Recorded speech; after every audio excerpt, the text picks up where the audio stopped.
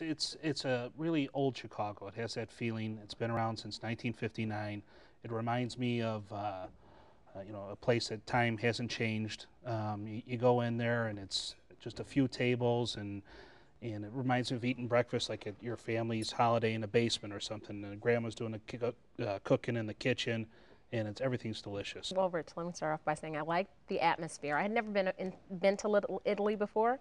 So when we drove up, it's in a residential area, and when we got to the door, I was kind of unsettling when they had to buzz me in. So I had my daughter with me, and my husband, so I was like, well, wait a minute, we just can't walk into the restaurant. That was a little unnerving. But when we got in, it was a smaller place, and it was like you stepped back in time into this old bar where people come, like locals come to watch like sports events. And it was kind of a small place, but we didn't get waited on right away. So that was the second thing that was kind of like, well, okay, it's not that they're not busy, we're not being seated, and there were 2 booths that were empty as soon as you walk in. So finally, we got a seat, and when we sat down, it took the waitress like 15 minutes to come back to take our order. So they brought the food.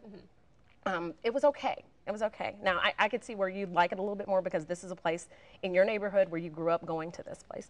We got garlic bread to start, which was good, but it wasn't memorable, and I thought the prices were kind of high for what you got. I had the lasagna. It was on special for that day, I guess, and I also picked at everybody's, veal, chicken, just, because I had to. And again, I think it was good. It was good comfort food, but not super impressed. I have to go back. But it was a good meal. This is definitely like traditional Italian food. It's not,